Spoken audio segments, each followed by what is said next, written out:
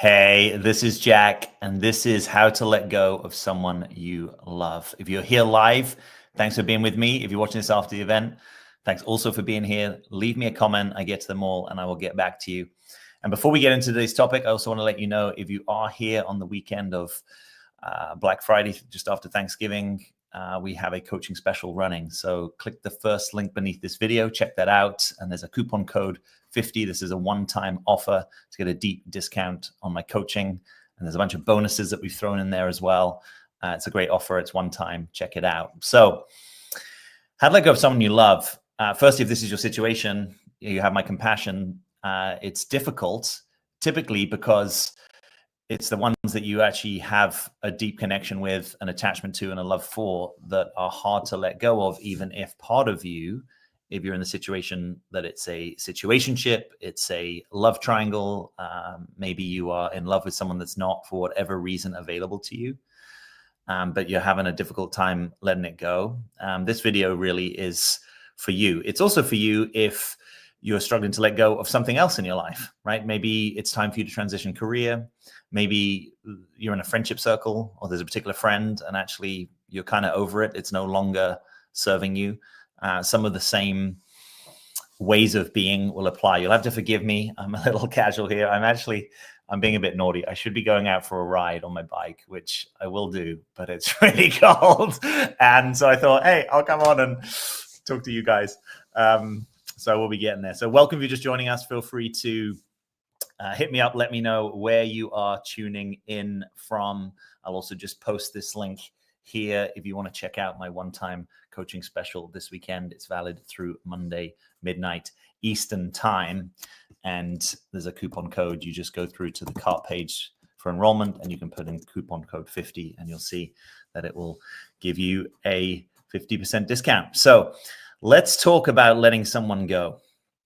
Now, one of the things that's difficult about this is what we call the loss of the imagined future, right? So these are the things that you thought you would get to do together, right? Maybe you had a trip planned to some special place. Maybe you just thought at some point you would have a clear runway. I don't know about you. Have you ever dated someone where for some reason there's not a clear runway? Like either they're still fresh out of a relationship, or you are, or they're in a relationship with someone else, but they're saying maybe they're going to let it go. Or maybe there's some kind of structural thing, like they're not based in the country, or they've got a really intense time at work. Someone in their family is dying. I've heard all these different things, and often they're not unreal. They are real things, but there's a structural impediment to actually, hey, can we get to explore this relationship? I know that most of you that talk with me, you prefer it if a relationship can go long term, but you don't actually need to know. What you want is what we call runway, right? Sort of meaning, hey, is there the possibility that if we both want to keep moving on in this relationship that we can do it? And quite often there's some kind of impediment to it, and you're working out, I don't like how I feel in this relationship because I don't feel prioritized. I don't feel cared for. I don't feel valued. I often feel anxious. Perhaps I have to tiptoe around the other person. I have a fear that if I tell them what's really true for me, that I want more, that maybe it will push them away. And so quite often you're really stuck up here and you're looping, anxious, doubtful. And hey, I get it, not only from my own experiences of this, but also with being with people in this territory a lot. It's hard. It's hard when you want something and it seems like on the one hand, it's kind of good for you, but maybe on the other hand, it isn't. And you're trying to discern what's true for me. Meanwhile, you've got a lot of anxiety and hurt and kind of rejection going on. And because it has some things that are good about it, you kind of want to keep it in your life. Like maybe it's the place right now that you have most intimacy. Maybe it's the place that you feel most alive.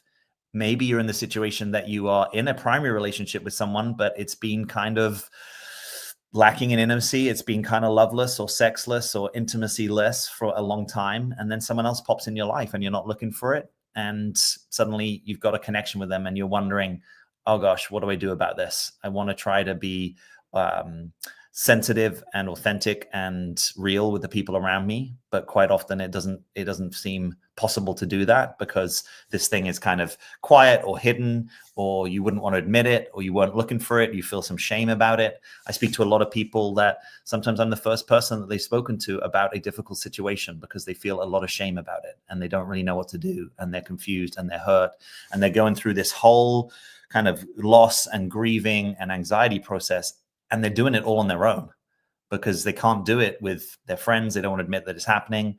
They can't really lean in on the person because it's not that kind of connection. They only get to have, certain times with that person, or when that person's available to them. They want to make sure that it's kind of special time, and so they can't rely on them for that. But maybe they don't know what to do. They're in a relationship and it's just difficult. And life doesn't really teach us what to do about that. And we don't necessarily have a great societal understanding of how to be with that. So I just want to let you know, whatever your situation, however unique or quirky, you have my compassion. If I can help you, reach out to me. I do have some discovery slots. Actually, let me just post this in here if it's of interest. I have some discovery call slots on my calendar for tomorrow morning and for Monday morning. A few have been taken, but a few are still available. So if they're there, grab one. We can talk about your situation. If further coaching's of interest, I can let you know what that looks like. We can talk about the special. If that's not, that's also fine.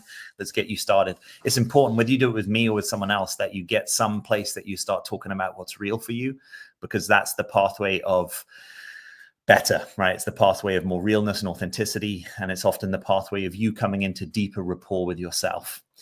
Part of what allows you to have deeper rapport with yourself is permission to have your experience. That sounds like a little Jack phrase. It kind of is. But permission to have your experience means you're having a set of difficult experiences, and that doesn't get easier until you admit to yourself that you are having a set of difficult experiences, and that it's allowed that you have a difficult set of experiences, whether other people get it or not. Right. So I sometimes see people vulnerably share about this stuff like, hey, I got blindsided by this connection at work, and I don't really know what to do now because I kind of see this person every day. My livelihood depends on it. So sometimes it's not just a romantic thing that's bound up here. It's, core survival and economic needs. And I wasn't looking for it, but it's now kind of happened, and I don't really know how to put it away. And here's the thing that I often see as well is that it falls. I typically mostly talk to women who date men, right? That may or may not be your situation, but I see that it often falls on the woman to have the real conversation, that the guy is kind of happy to just sort of keep the status quo, right? Because maybe he's not available, but he likes having the connection in his life. And we often say this on this channel that, guys at any stage of their development, guys who are interested in women tend to want to have connection with women, right? Even if they're not available for a long-term relationship, even if they know that, they still want to have connection and intimacy. And we generally say that's their right? A guy and a woman, whoever you are, you have a right to want intimacy. Where it gets tricky is where that intimacy is kind of emotionally or structurally unavailable to become something that's a more committed style of relationship. And you have a right to say no to that in your life if you realize that it's not really serving you. And when I work with people, what we often discover when we really get in there, we start getting under the hood, we start allowing the authentic experience and hurt often to come forward. It's that really this is a kind of mixed experience in your life, right? Meaning there are some good things about the connection. Sometimes you can get a download from life, kind of meaning, hey, if I'm seeing someone unavailable, what is it that it's actually bringing me and that I like about it? And it might be life saying to you like, hey, yeah, there's a certain amount of physical chemistry or aliveness or sharing travel or having deep, intimate, personal time. That's actually important to you. But on the other hand, you're getting a whole load of pain, frustration, rejection, lack of clarity, not sleeping too well, sweaty palms, lots of physical symptoms I hear from people that I work with, queasy stomach, panic attacks, fainting, feeling lightheaded, dizzy, disoriented. Some of you can have real physical symptoms about this thing because it's like, yeah, I can't actually develop a relationship fully with this person. And that's kind of heartbreaking. So the how you let someone go in this situation, if that's what you're thinking about, I think a big part of that comes to sobriety, the word that I use, to being able to see something as clearly as you can for what it is. Your emotions may tug you in a certain direction. That's totally allowed. There's also this place where you get more equanimous, you get more centered in yourself and your experience.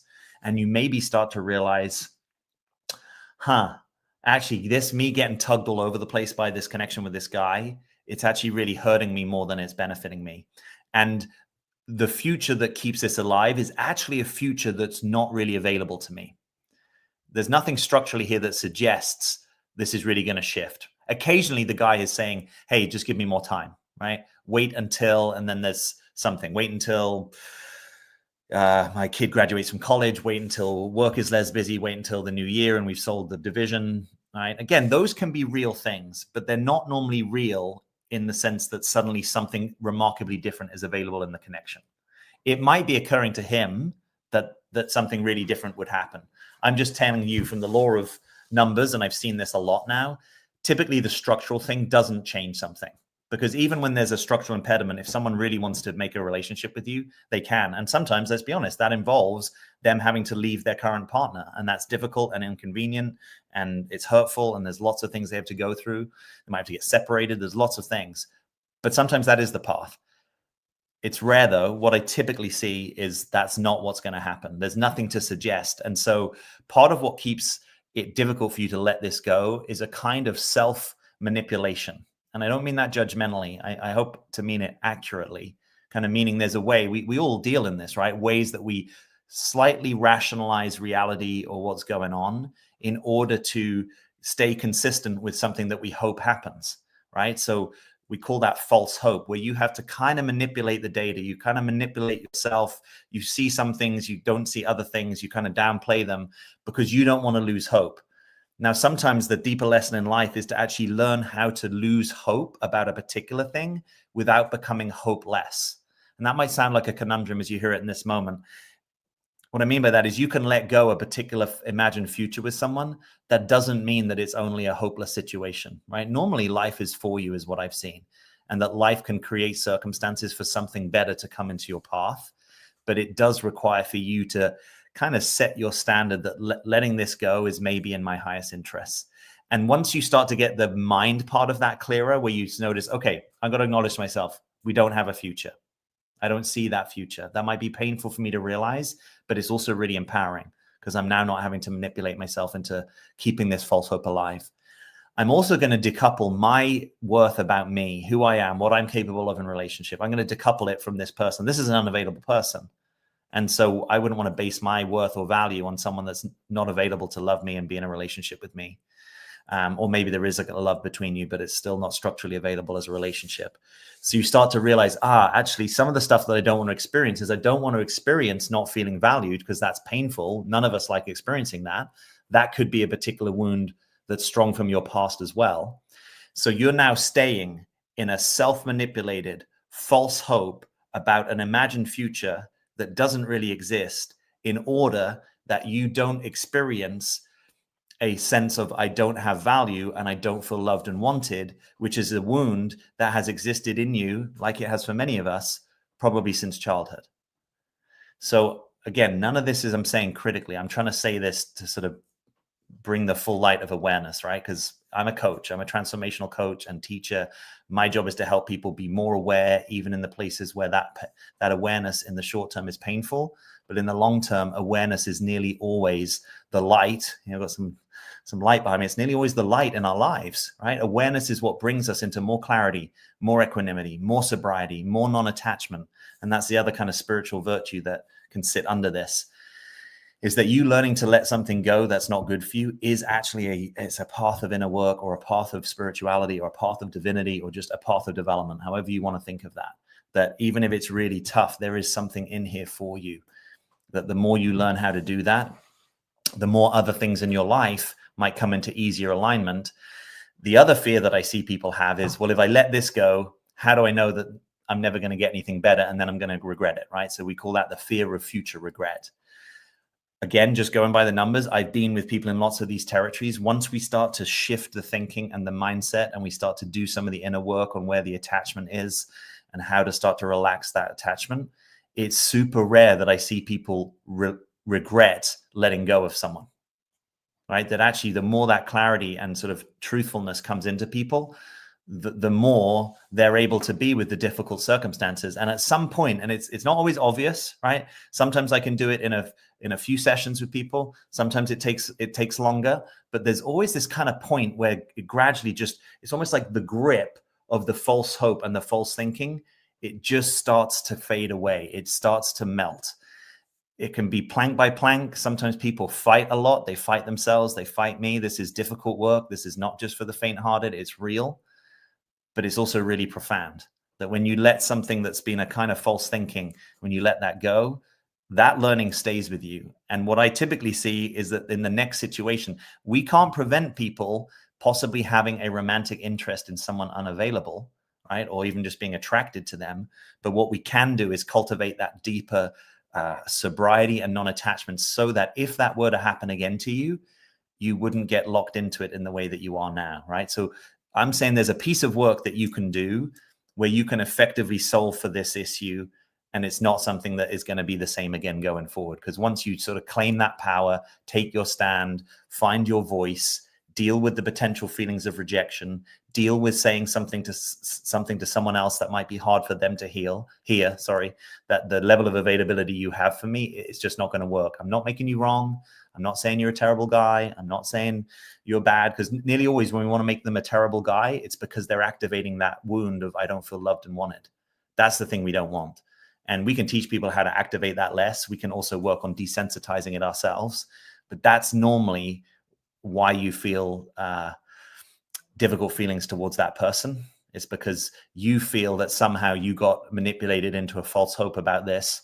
And it's not to say that there aren't guys that are great at giving you the spiel. Sometimes those guys are doing it for manipulation. Sometimes they're doing it because they're not even clear about what could be between you. They don't even realize their level of structural or emotional unavailability. So I'm not condoning bad behavior. I'm just saying your path of full authenticity and transformation is when you claim it on your side of the fence. Like, I want to do this for me, because I get that when I do this for me and I say no to something that's not the full enchilada, I open up my life to the possibility of something being the full enchilada, right? We don't know if that's going to happen next week or next month or next year, right? We don't get to play universe in our lives. The bit that we get to do is to take the circumstances in front of us and use it for our own development, and stop those, queasy stomach feelings, nights of pain, sweaty palms, difficult physical, emotional symptoms, because we actually see it for what it is, right? That's the essence of being sober. It's actually being able to see something, not more or not less, but sort of more or less actually as it is, and not try and run mind games or rationalizations or defenses over the top of it. So on the one hand, this could seem like, oh, this is a silly crush. How am I so involved? I spend a lot of time when I work with clients, and if I get the opportunity to work with you one day, I would be helping you with this, to relax that inner critic, because it doesn't get easier if you're calling yourself stupid. So I see people, and I, as objective as I can be, I'm like, wow, you're in a tough circumstance. Good on you. You're the one that's showing up for the difficult conversations. You're the one that's putting the authentic conversation on the table. You're the one that's dealing with all these difficult physical and emotional symptoms. And yet you're still being incredibly difficult with yourself. To yourself. I see all the heroism, right? Yeah, it's not easy. You haven't done it yet. You still got to let go of something, but you're trying, you're showing up, you're getting curious. That's what we want. What we don't need is now that you're self-flagellating, you're kind of, whipping yourself with this criticisms of how dumb and how stupid. People feel dumb to get romantically attached to someone that's not good for them. I've done that countless times in my life. So I don't, maybe I'm dumb. It's probably fair. No, I don't see that this is a self-criticism thing. I see this as a developmental thing, right? This is, let me see it for what it is, and let me go to work on myself. And it's so much easier to do work on yourself when you get off your own bat. And by the way, anytime you do work on that inner critic, that supports all kinds of learning and development throughout your life, right? So everything in your life is better when you're not on your back so much. It allows you to contemplate things you might not envision as possibilities for your life. It allows you to try and experiment and fail and be okay. It allows you to not have the crushing grip of shame and guilt running your life. So this difficult circumstance can often be manifesting the exact things that you need to know in your life. If you were off your own back, if you had no issue with shame and guilt, if you could speak your truth to yourself and other people and had no need to deal in false hope or manipulation about the future, your life would look a lot different. And even if you don't know it right now, I know it because I've seen it with people. That's what we call the real work. That's what I like to do with people. So yes, we have this presenting issue. How do we let go of someone? But we also have what we call the big arc, right? That's a coaching term. The big arc of your development is, there are some themes here that you would do well to go to work on, because you'll have a different life. Without these, the chance of you living a more authentic life where you get to have your true desire, you get to try to create what you want, you get to speak what's true for you, even if other people disagree, you get cheated of that. So even right now, if you listen to this and your situation seems impossible, dire, what I've nearly always seen is there is a way forward. You often have to slow it down and get patient with yourself, right? It's not a silver bullet. I often say to people, part of the false thinking is imagining that there's a pill, right? We all like pills if pills work, but real development isn't a pill. Real development is a through time process of inquiry of self, ideally with another, like a coach or a container or something where you can get good reflection, where you can cultivate presence, loving attention, stillness, and inquiry about yourself, and start to see more clearly what's actually going on. So again, if any of you are interested in that, you've got the link there, or you see the link beneath this video. Grab a slot in my calendar if you want to chat, or if you know you want to do more, jump in. This coaching special is running until Monday, end of play Eastern time, midnight. I'm also here. If any of you I see you're live, thank you for being here. Let me know where you're tuning in from. Let me know if you have any questions. Let me know if what I'm saying makes sense to you. Like, we don't have to be in the business of agreeing. I welcome constructive pushback, or if there's a question or if you had an experience that's slightly different than this. The other thing I wanted to mention is what I call the unilateral declaration. I've got to come up with fewer syllables. The unilateral declaration, basically, is an important thing. So this is the ability for you from your own side to declare what is true about a connection with someone, right? Meaning if particularly if you haven't been in a kind of a real relationship with someone, right, where it's been structurally available that it could go somewhere, or that you would look at each other and say, yes, we are, partners or boyfriend, girlfriend, or something like that. You actually get the right to say, hey, this isn't working for me. And because it's not working for me, I don't want to engage in it, right? Even if I might miss you, even if I love you or I love certain things about you, I have that right. Often that right is impaired, as I see it, when people come and do work with me, that they're not able to claim that unilaterally from their side. And so they're kind of waiting for the guy, if you're a woman that dates men, to agree that, yes, there's no way forward. If he would say there's no way forward, it still might be hard for you to hear, but somehow that would bring a kind of closure possibly, or a sense of realness to it. You may have had the experience or heard of this from a friend that you've gone to end the connection and the guy doesn't take you seriously because he kind of knows that he's got some kind of power over you, or that you'll come back the next day, or that as soon as you start missing him, or if he pings you at 10 o'clock at night and you feel lonely, that you'll be willing to connect with him. And that's partly why we call this a reclaim your power process, because reclaiming your power means, no, I'm not going to let someone have power over me. And part of how you stop someone having power over you is by rooting yourself in your own sobriety and seeing the thing really clearly. And so when he says, oh, hey, babe, yeah, of course, it's going to be different in the new year because XYZ, that you actually can see that's unlikely to be true based upon the data. I don't know that to be true. Or you can flip it and say, well, if at some point that really is true, you can call me. But until that's actually true, what are you and I doing in the meantime, right? So this is the downshifting the connection, leaving the door open if you want to. Now, sometimes it doesn't serve you to leave the door open, and that's fine as well. You can do no contact, and we can talk about that. But the leaving it open, it can sometimes allow you the ability, if the part of you that won't let go is the part of you like, well, what if he were structurally more available? What if he does sell that business and suddenly he's got time for me? Then okay, you can leave it open. But by the way, if he hasn't got time for you when he's in his most difficult moments, he probably doesn't have real time for you. That's also sometimes true. So we want to get into sobriety about this. So yeah, if you're listening right now or afterwards, leave me a comment. Let me know if you've got a question. I can hang for a little bit here. You're helping me stay out of the cold. Who wants to go cycling when I don't even do temperature. One of the issues about living, having grown up in England, living in America, is I feel like I was only just wrapping my head around centigrade and Celsius, and then they shifted to Fahrenheit, and now I'm basically, we need a word for this. Maybe there is. I'm illiterate when it comes to temperature because I'm kind of neither in one system nor the other. But what I can tell you is it's cold. We also had our first snow, although it didn't settle yesterday, so it's kind of gone from being like an extended Indian-style summer into winter with quite a quick transition here. So that's what I'm going to be headed to. I'll put this link in here again. If you want to check out the coaching special, got a one-time deep discount on coaching. And If you want to talk to me, you can also grab a link. I've got some discovery call slots tomorrow morning and Monday morning. And if nothing from that works, just shoot me a line. You can send me a message. I'll just leave you my contact form here through my website, or you can DM me on Instagram, or even you can leave a comment under this video and I will see it and we will arrange a time to connect. It will get easier. Sometimes it has to get a little harder before it gets easier, right? That's sort of you paying a little bit into the process.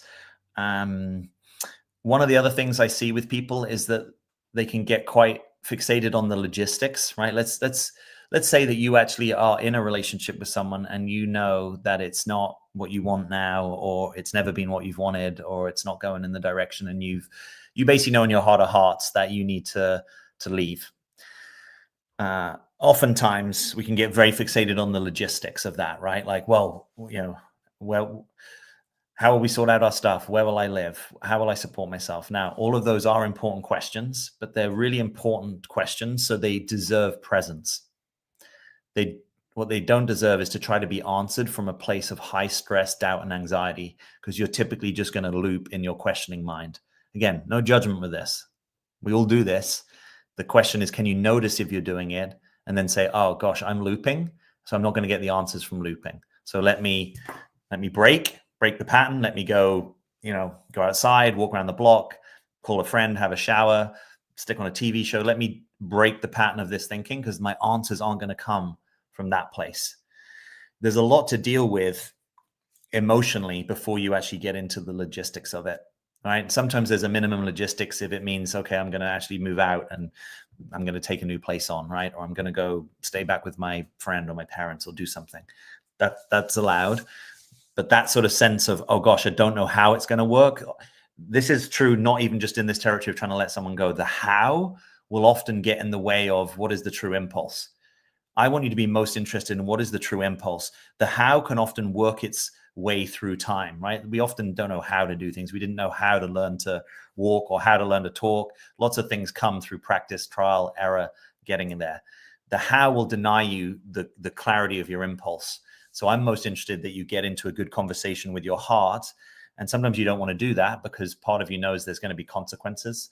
And I know that feeling where you're like, gosh, I don't even know if I want to go here. I remember even when I was thinking about leaving the company that I started in England, and I didn't really want to come to the conclusion, even though part of me maybe knew this is kind of really on the table now. I didn't necessarily want to have to look at that, because yes, at some point there are consequences of stepping into actions and decisions. But right now, it's more about staying with the truth of it and then trusting. This is where we practice leaning into our trust for life. Lots of things can make arrangements through time. It doesn't mean that sometimes things don't get worse for a bit before they get better. That's also possible. But don't make the how the enemy of the why or the enemy of the true impulse. One thing that just comes to mind here, because I was coaching someone recently, and I think this was quite profound for them, was a previous client I worked with who had a wake-up moment where they had a bad illness. And the guy that they were in a connection, sort of situationship, as we might say in modern parlance, he was too busy to come see them in the hospital, right? So this was like a clarifying moment for them. But even then, they were willing to try to make excuses for him, right? Because the tendency sometimes, if you really struggle to reclaim your power, is you are what we call, you're kind of over there with the other person. And my job as a coach is to help you learn how to bring more attention here, right? I get this with clients where I might ask them a question. Let's make it simple. How are you feeling about this situation with this man? And then as soon as they start talking, they start telling me what the man thinks and what he feels and what's going on for him. Now, empathy is a great quality. We can do with more empathy in the world. But empathy at the expense of self, I don't think is true empathy, or it's a sort of distortion, or it's your gift is becoming a liability. So if I ask you a question about you, but you don't even notice that you're slipping to talking about someone else, and it might not be a guy, it might be your mom or your sister or your daughter or your friend or your boss or someone that you have a relationship with. It's not to say you can't ever talk about them, but doing it at the expense of staying here and noticing, well, what is true for me? So sometimes when I talk to, get on a phone with a prospective client, I learn a lot more about their experience of the other person than I learn about their experience of themselves or their actual experience of what they're going through. Do you get there's a difference there? So maybe that's true for you, that sometimes you slip over there with the other person, and learning how to have you, in a sense, sit up straight and occupy your own being and your own desire and your own needs before you go to the other is going to be the edge of development. Of course, there are people in the world who are all about self, and their development is learning how to empathize and be curious and connect with other people. But for you, if you've got that empath, you've got that ability to tune in to other people, you're caring, you're over there. If you're too much over there, it will keep you stuck in a relationship or a connection that isn't going somewhere. Because what you're really hearing loudly is the guy's experience of reality, and the thing that you're not listening to is your deeper experience. What is the conversation between your heart and yourself? Right? That is a self conversation, and that needs to happen. Now, sometimes you don't want to have that conversation because, again, it might kick up. Your heart might say, well, this guy is not actually good for you to be in a relationship with, or my heart doesn't feel safe here, or I don't feel there is even place to have a full heart into this relationship. So I know that I'm holding back. Often there's a lot of wisdom in the parts of you deeper down if you can get into connection to them. The other thing I've seen is that people feel guilty about letting someone go, even when it's not serving them. And I get that. I've been in that experience. I know what that's like.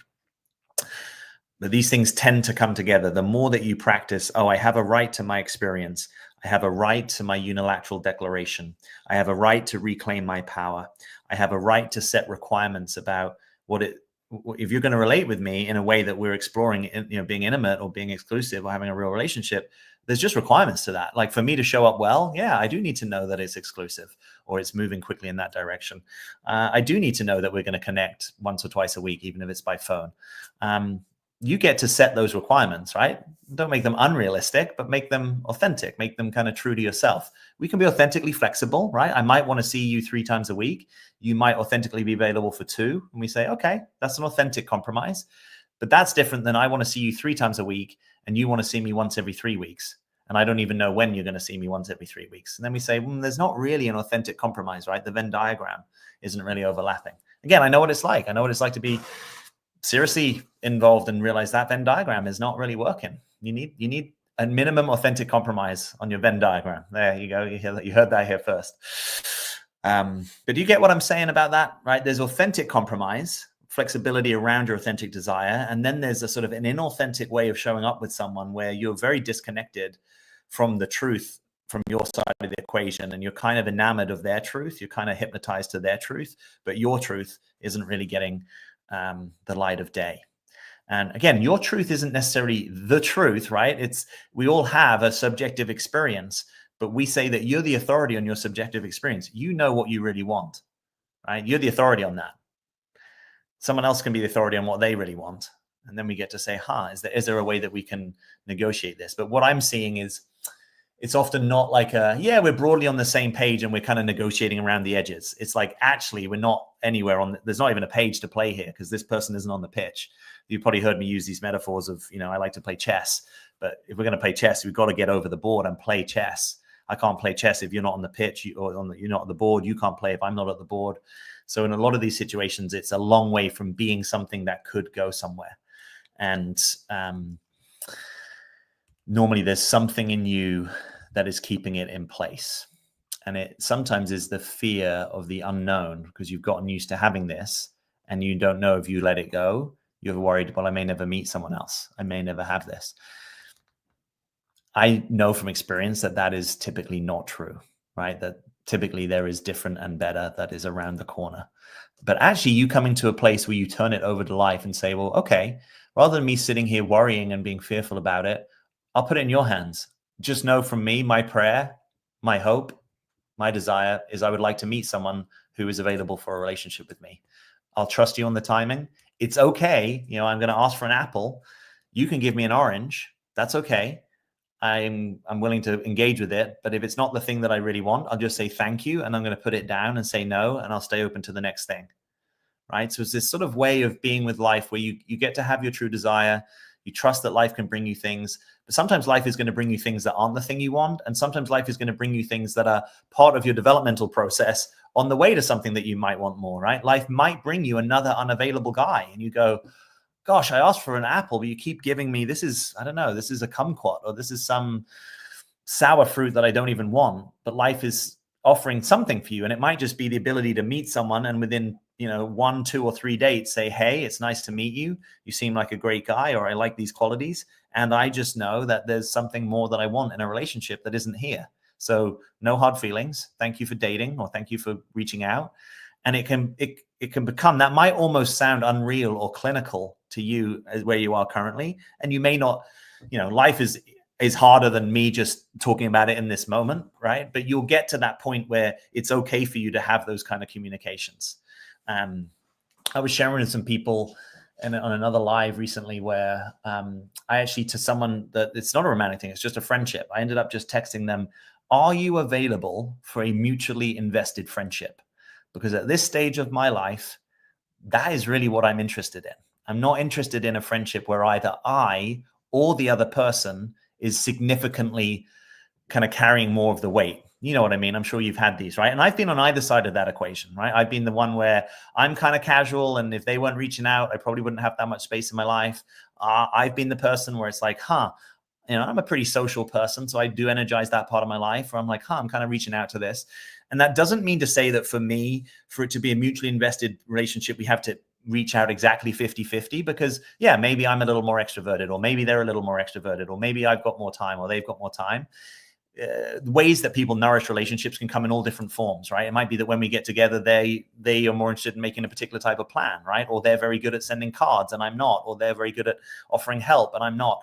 We can be flexible about it, but that sort of fundamental dynamic, most of us want a minimum effective dose of mutual investment. And so, when the answer came back of like, hey, well, I've got this and this and this and this and all this stuff going on in my life, that's cool. That's your right to have a busy life that doesn't have space for a mutually invested friendship with me. Of course, if you were to have space for that mutually invested friendship, that would be cool. That's why I'm asking you. I wouldn't be asking you if I weren't interested. But you know what? It's not actually available. And that's kind of sucky. That's a shame, but it's okay. It's allowed. I appreciate the clarity. And actually what I'm hearing is not, gosh, I would really like that, but I'm just so impeded by all these different things. What I'm really hearing is just a whole load of these things that are impediments in your life. And I'm sorry, that doesn't sound fun to have all that, but that's your truth and your reality, and that's okay. Now, it might be easier to do when there's less of an emotional attachment, obviously, but we're trying to prevent you having that premature emotional attachment, right? Where you are already kind of invested before you realize, hey, this person doesn't want a mutually invested relationship with me. So use that phrase, find your own version of it, but you get what I'm talking about, right? Where it's like, are we both kind of up for this or not? And we can negotiate a little bit, but the negotiation's the gravy. If the meat and the potatoes, or whatever vegan equivalent, if you're vegan, if that's not there, what are you going to do? And I might just have to go and feel the difficult feelings. Of course, I prefer it when people want a friendship and relationship with me. Why not? Of course. But what are you going to do? And a lot of what are you going to do is that we start actually compensating for the other person. We make excuses, we make rationalizations. In that situation, I could say, oh gosh, yes, they're terribly busy. Maybe they are, but you know what I'm saying? Like, is it my job to try to coach them to be less busy or to try to make rationalizations for them? Now I'm overworking. And you've probably had that experience where you're kind of overworking, you're over manipulating reality, you're overcompensating because you don't really want to see the actual truth, which is that this person in this period is not really available to me. And that doesn't mean something about me. I'm not making the fact that this person doesn't have space for a mutually invested friendship with me all about me. Maybe life doesn't support it. Maybe it's not in my best interests. I don't even have to know. Do you get where I'm going with that? So maybe, just maybe, there's the possibility that in a future reality, someone can come into your life where there is a mutual investment in let's see, let's explore, let's be on the runway. Doesn't even have to work out, but we both want to be on the runway. Whereas at the moment, one of you's on the runway and the other person is a little bit absent without leave. And you're wondering, well, what did I do wrong? And then the risk is you start to make it about you. There is a thing called There's a thing called religion. Did you know that? There is a thing called religion. I know that's big news. I'm sorry just to drop that on you in this moment. There is a thing called religion. No, yes, there's a thing. He was a very clear teacher until he wasn't. There is a thing called relationally contingent self-esteem. Relationally contingent self-esteem. And you might intuitively know what this is, right? That when people like you or offer you praise or approval or appreciation, you feel better about yourself. When people don't like you or don't want to connect with you or don't get back to you, you feel worse about yourself. If this is true for you, this is a place of practice. The gift in this is you're probably very attuned to other people and you probably energize your relationships. And that's a great thing. The liability in this is that you're kind of overly attuned or you're overly susceptible to when people don't like you. And now you do a lot of compensatory behaviors in your life in order for people to like you or for you to feel loved, or even yes, it might be liked and loved, but even more accurately for some of you, it's so that you don't feel unloved or you don't feel unwanted, because that's the really bad feeling that you don't want to go to. And I get it, because no one likes that feeling.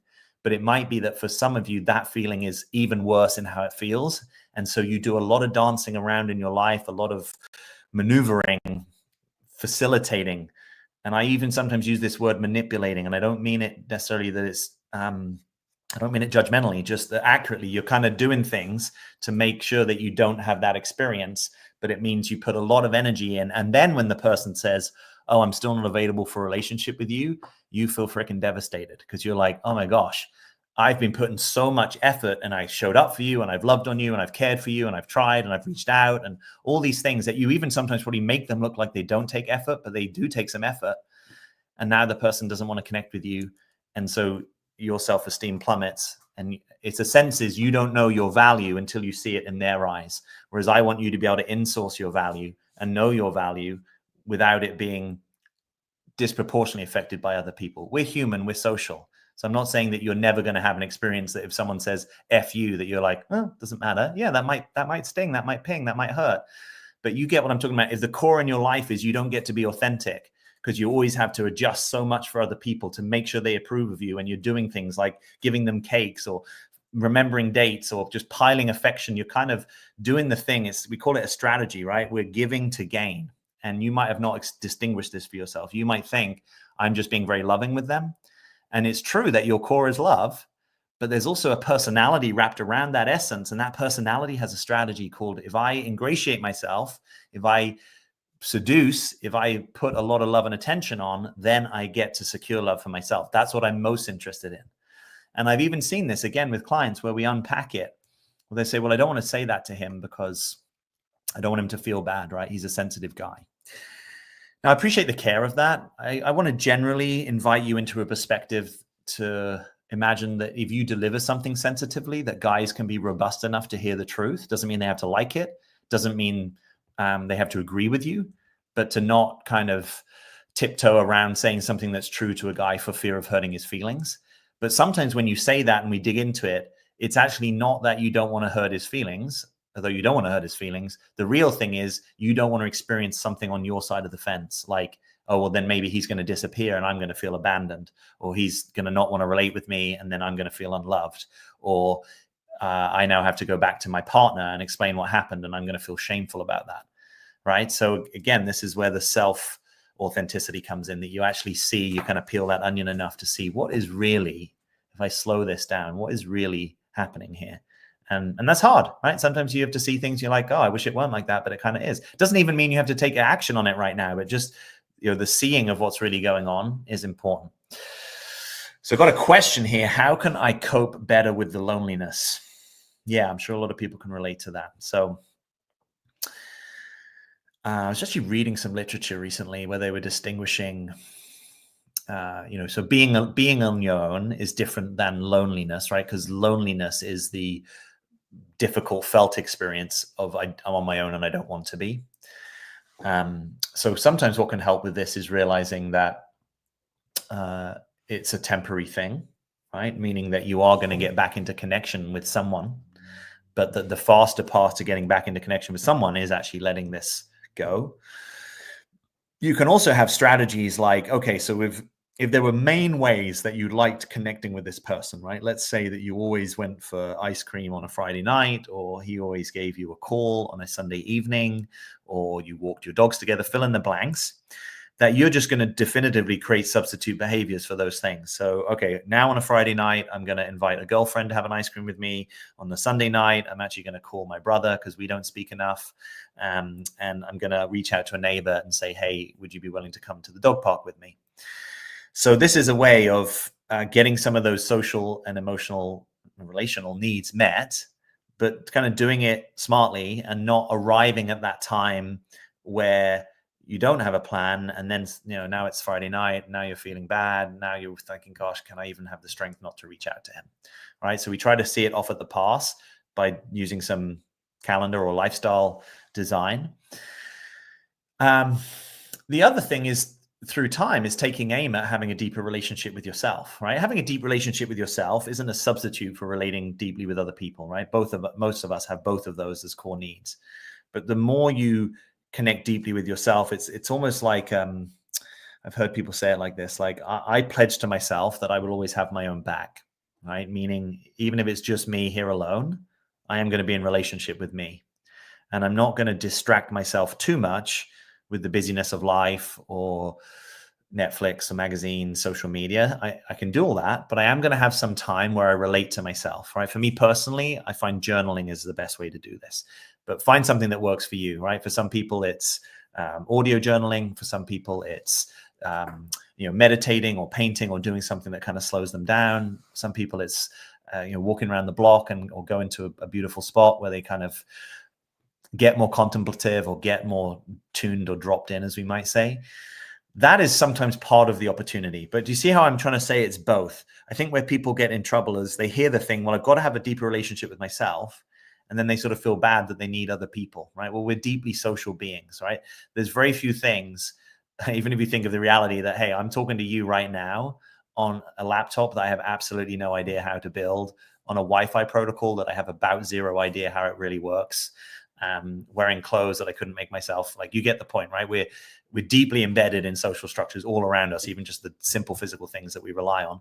But we're also deeply social beings because that's part of how our evolution has been. It's what has allowed us to be here, even to survive as a species.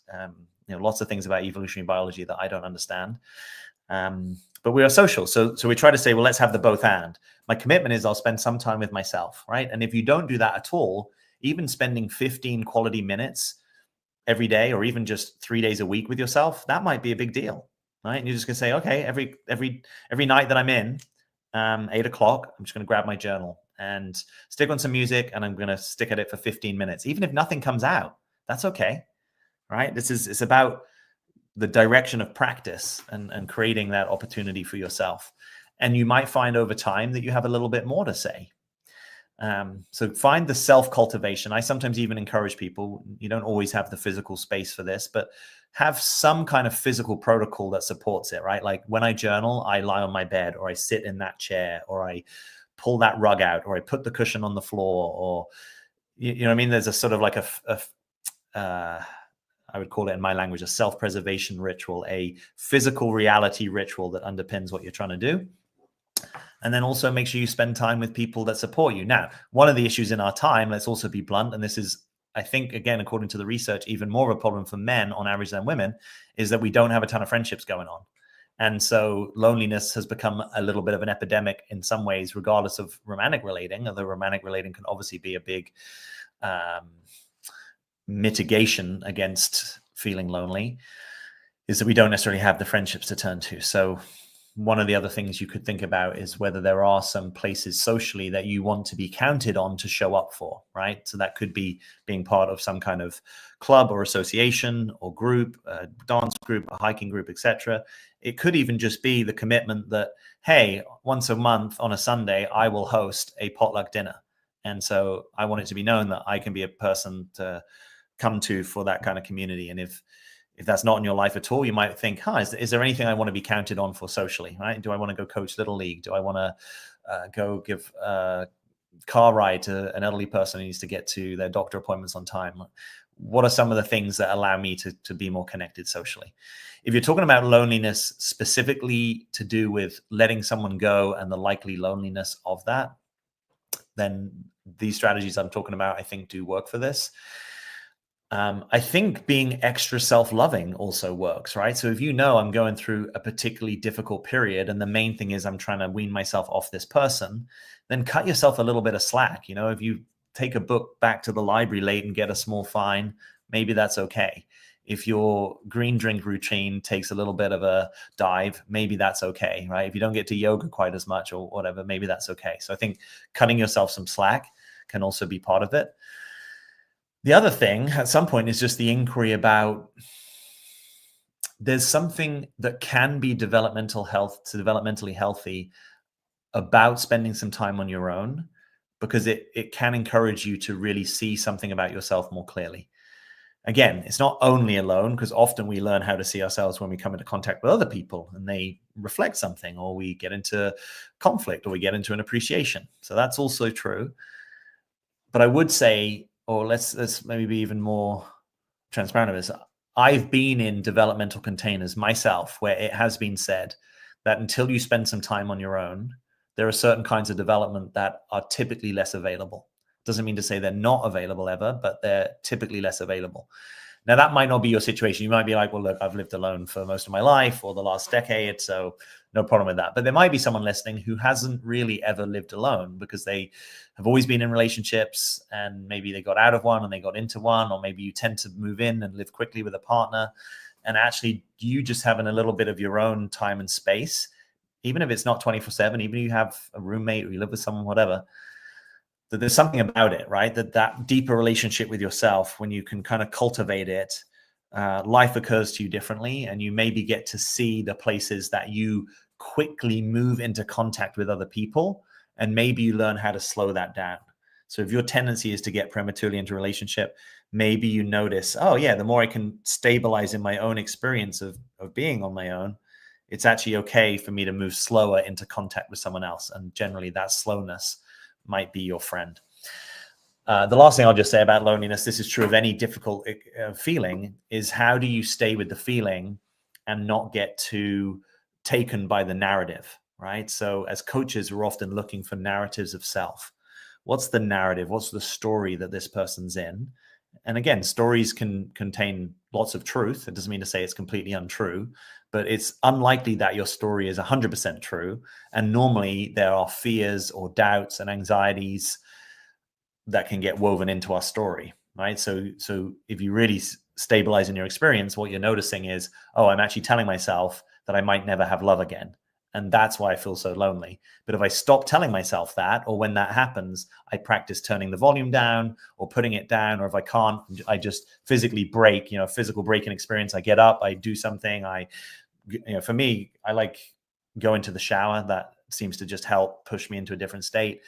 I don't know what it is for you, working out, something, eating an apple. It doesn't have to be super fun, just drinking some water, but something that kind of breaks you in that experience a little bit, brings a bit more awareness and allows you to notice, am I amplifying my experience? It's easy to take the experience of the emotion and then amplify it with the story, with the fear of the future, with the loss of the imagined future, with the fear of never having love again. That's actually the thing. And if in this moment, let's just say I could convince you that in right timing, you will have love in your life, and you will certainly have love for yourself and other people again, maybe it would be easier to be with the loneliness. But the loneliness compounded with the story, compounded with the fear of future, now you're starting to lose a lot of presence, right? And you're spinning out into your imagination effectively, or a lack of presence. And generally presence is your best friend. That's not to say that you won't have some difficult experience. Often in letting go, there is some difficult experience, and I think that's sometimes necessary.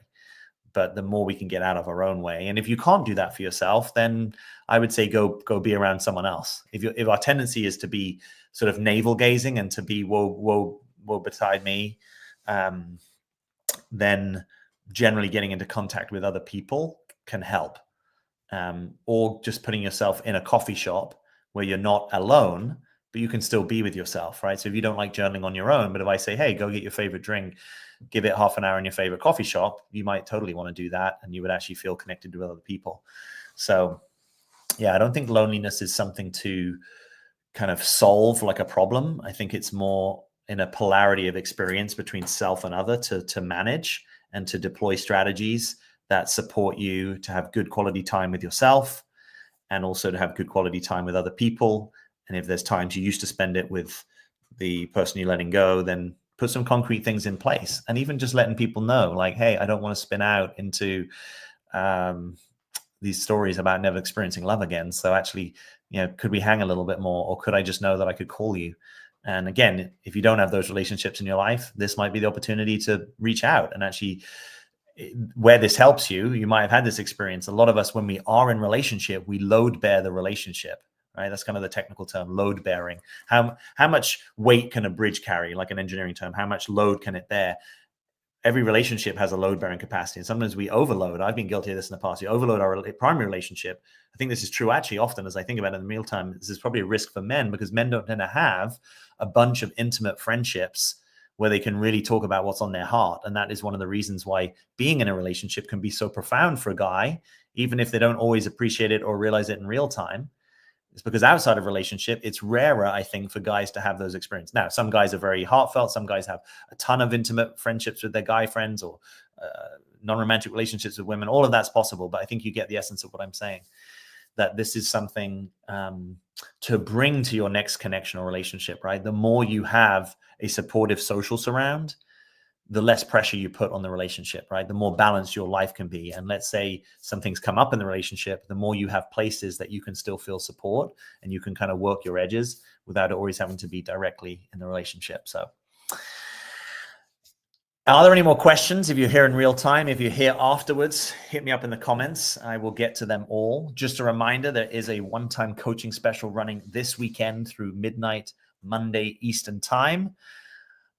If that's of interest, check out the link, use the coupon code 50.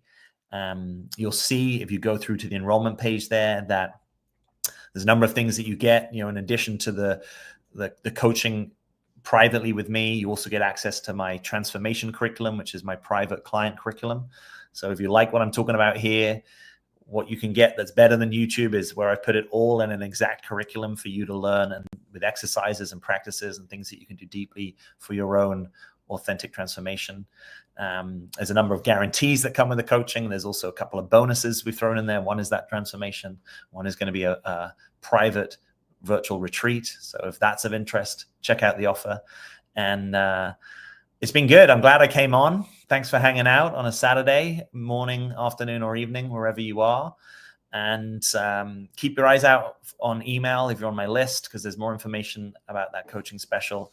And I may also do a quick Zoom here, probably tomorrow evening, Eastern time, for those of you that want to talk anything more about coaching, how it works to coach with me, etc. And that should be useful. Even if you decide not to coach with me or you're thinking about another coach, I might give you some distinctions that just help you think about where a resonant coaching relationship may exist. So thanks, everyone. Thanks for being here. I'm glad to hear this has helped. You really helped me. Thank you. Thanks from Belgium. Appreciate you. Thanks for all the love. I appreciate it. Thanks for being here with me. And I'm rooting for you, for your situation. And if I can help you more deeply in coaching, let's do it. All right, everyone. As always, thanks for being here. Bye for now.